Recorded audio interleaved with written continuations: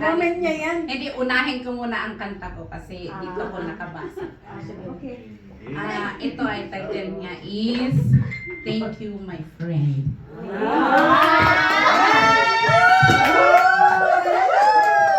With feelings na. I'm so thankful for having known someone.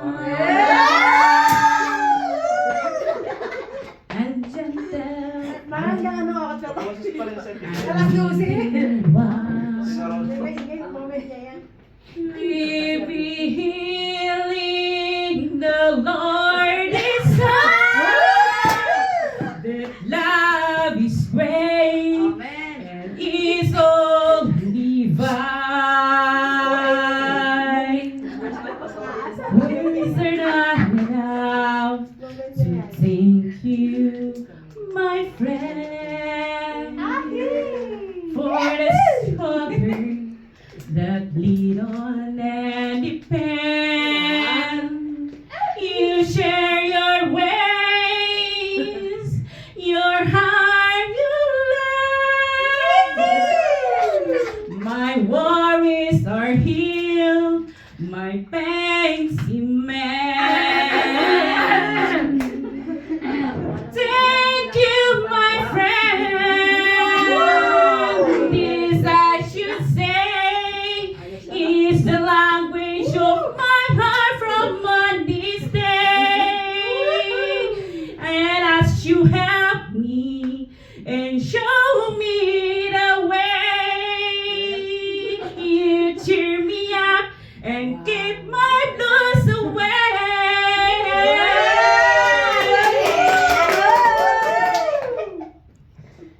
With you to myself, I can be true.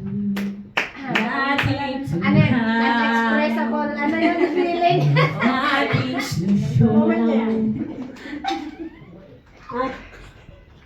My book of life is open up for you. My stories are told only to you. Thank you, my friend. This I should say. It's the language of my heart from on this day. And as you help me and show me the way, you cheer me up and keep my blues away. Unexpressible feeling. My friend, thank you, my friend.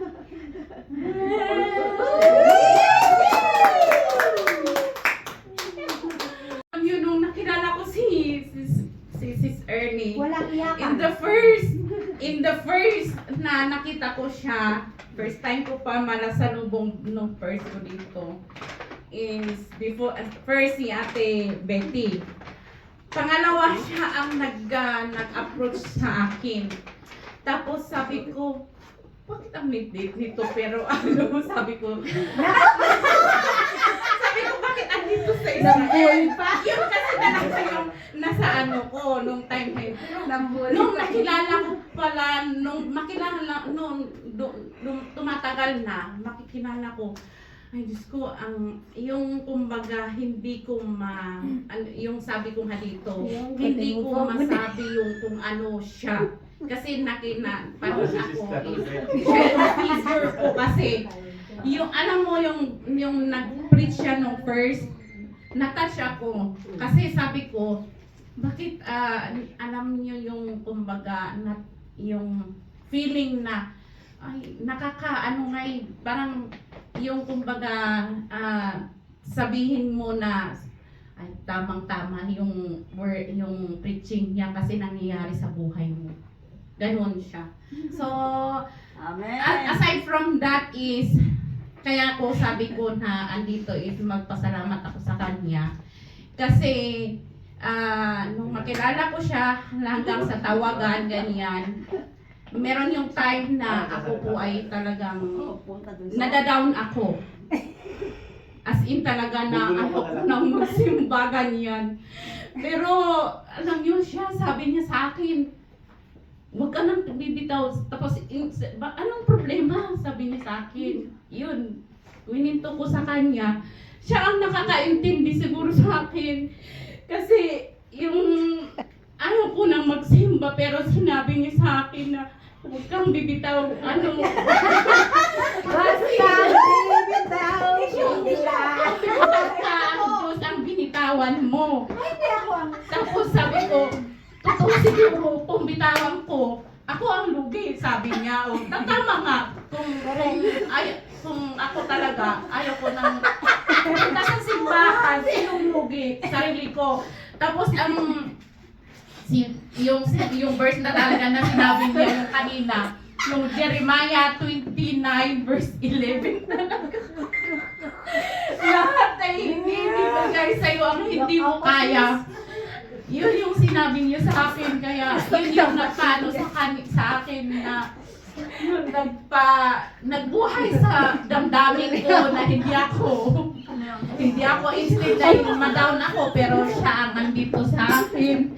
Tapos isa pa din doon. Marami diba, silang tissue. di ba sa akin sinabi ko na pastora, hindi ako nagbabasa ng Bible. Sabi ko talaga hindi ako magbabasa ng Bible kasi hindi ko din naintindihan. Ano ba yung ibig sabihin nun? Tapos English pa, hindi ko na alam. Sabi ko. Tapos yun, na-express ko din kay Sister Lee. Tapos sabi niya, yung Tagalog na lang ang basahin mo. Sabi ko, kahit yung Tagalog hindi ko nga maintindihan. Tapos sabi niya, mag-pray ka, mag-ask ka ng anointing. Sabi niya sa akin. Sabi ko kung mag-pray, kaya ako talagang totoo kaya yun. Nung binabasa ko, trinay ko na magbasa, hindi ko pa rin maintindihan. Sabi ko na naman, inulit ko sa kanya. Sabi ko, hindi ko talaga maintindihan. Kahit anong gawin ko, sabi niya sa akin, iintindi mo. Ang gawin mo, mag-pray ka nga, tapos saka mo basahin. Ganun yung sinasabi niya. Kaya, nung lagi niya ako pinupush, kaya tingnan niyo yung mensahe nito. Siya ang dahilan kung bakit nabuksan yung libro ng salita ng Diyos sa akin. Kasi yun yung time na nag-umpisa na ako, tinanong pa nga ako eh. Sabi niya, ano, Habibti, inumpisahan mo na ba? Sabi ko, hindi pa. Sabi niya, umpisahan mo na. Sabi pa naman niya, sabi ko, ay, hindi ko nga maumpisahan kasi sinabi ko sa'yo, hindi ko maintindihan. Sabi niya, kung hindi mo gawin yan, hanggang ganyan ka, hindi mo matutunan. Tama talaga yung sinabi. Kung hindi mo gawin, ano na, sabi niya, sinabi ko sa'yo, gawin mo ngayon. Sabi niya, bukas, sabihin ko, tanungin kita kung ginawa mo. Sabi pa naman. As in talaga. Pero alam nyo, ang pasalamat ko kasi nung trinay ko nung basahin, pati nga si Pastor ba, si Pastor na sabi niya, magbasa ka, umpisa mo sa Genesis. Pero nung time talaga yun, wala talaga pumatak pa rin. Nakalimutan ko rin. Pero siya talaga ang nag-push na akin, kaya nagbasa ako ng Genesis muna. So yun, nag-umpisa na ako. Yun na ano ko, nakikita ko naman yung sinasabi niya, na lumiliwanag yung tanong ko. May mga times na talaga na hindi natin talaga kaya, pero kung gagawin natin talaga, tama nga siya, na kung hindi mo gawin, talagang wala talaga. Nangyayari sa'yo. So, yun, wala na akong masabi kasi all is God in perfect time talaga ngayon talaga na. Salamat sa iyo sa help mo. Amen. Pasalamat sa Panginoon at ako'y marami din natutunan sa sayo. Kahit po ikaw ang salita dito. Alam ko you are always prepared kung sa pag-share ng Word of God. May time kami isang gusto ko magtawag ng kapatid. Ganun. Kasi yung preaching mo kasi nandyan lagi yung rebuking ba. Sa iko-correct ka. Tapos sa akin, ouch, ang tama, may tama.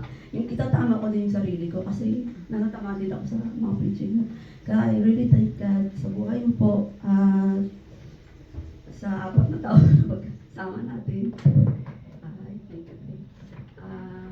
Hindi ito sa yung paalam ba? Ito ay hindi ito saying goodbye sa iyo, kundi ito ay see you again tayo sa gawain ng Panginoon. Amen. Pagpudalhin ng Lord. He is always beside you. At ito natin ang regalo kasi iniisip ko kahapon sa ating pastora. Kung meron kayong message kay Ate Arlene nyo, gawa nyo na ako kakanta. Sabi ko, Holy Spirit, anong i-message ko kay Ate Arlene, anong ibigay ko sa kanya. Diba, meron ka yan bagong dating. Ibigay mo kay ate mo. Kaya ito tayo. Wow! Alam yan! $158. Wow! Sana all. Taran! Ito tayo kasi, sabi ng Holy Spirit, yun yung ibigay mo kay ate mo. Huwag kang materialistic. Sabi niya, explain mo sa kanya yung anong ibig sabihin niya. Hanggang hindi ako nakatulog kagabi din. Sabi ko, Wow! Ito tayo kasi, Buksan na yarn. ito tayo, luggage, name tag. So, diba tayo, tinanggap natin mo ang Panginoon. Kumbaga yung name mo nakasulat na sa langit. So, saan ka magpunta, authority na binibigay ng Lord sa'yo. Ito naman, lagay ng passport. Ito mo ipasok sa loob. Yung passport mo, ito yung luggage mo. MK yan. Sabi ko, ito tayo, isang authority kung saan ka man dali ng Panginoon. Dahil ikaw anak ng Diyos, tampan sa kaman. Gamitin ng Panginoon. Siya lagi kasama mo. We will never leave you nor forsake you. Sana makahanap ka ng Britono, You look younger than your age na. May pag-asa pa tayo. Thank you so much to God. Correct!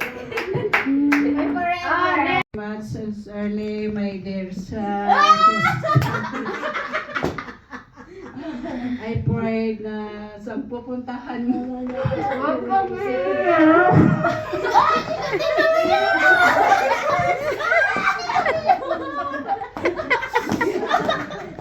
God bless you. Kung saan ka man yung pupunta, God bless you. Gagamitin ka ng Panginoon doon. I will pray.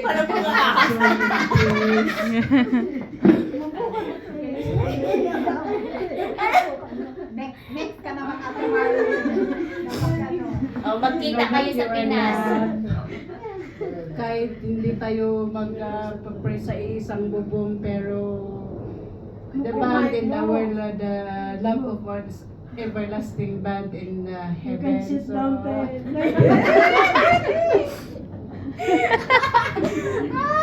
Bubuhatin ka sana kita pero Bawal po ate.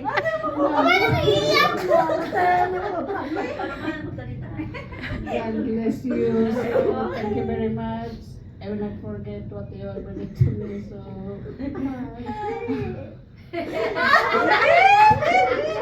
I want to carry you, but you know that I am. So, being very thankful to you. So,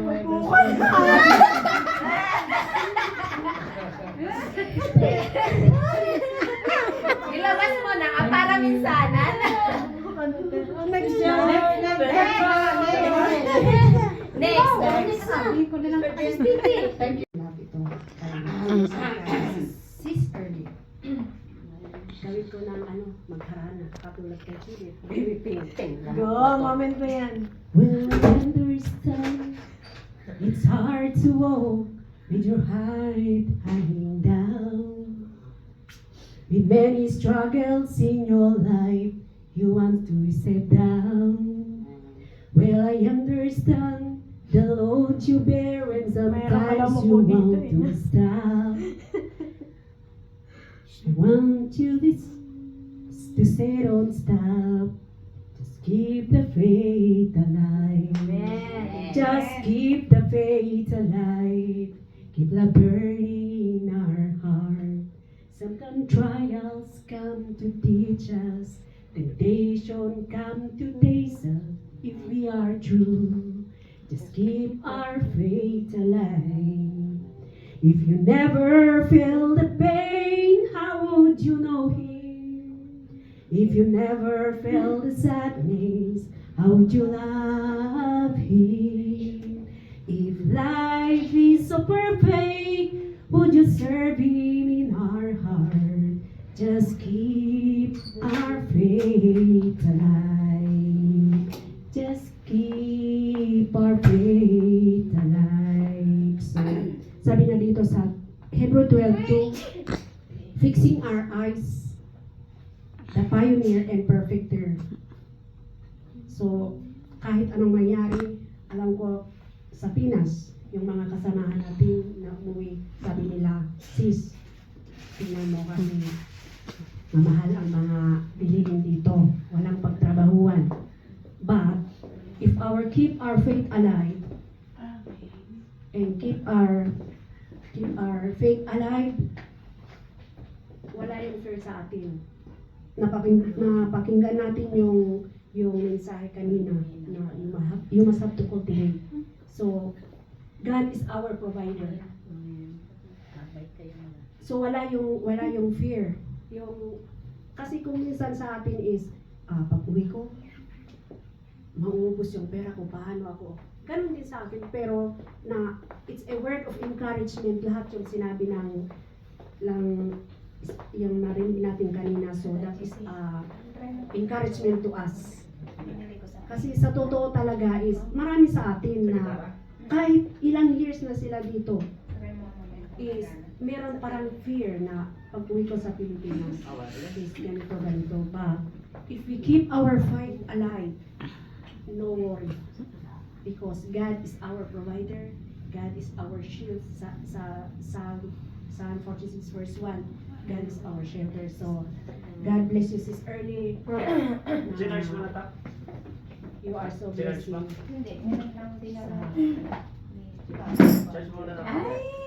I'm so blessed with your nakita ko kung paano ka dito sa income, the way how yung part work mo, yung nakita ko. So I hope and pray God also is you there in Philippines, and you will see each other maybe in other time.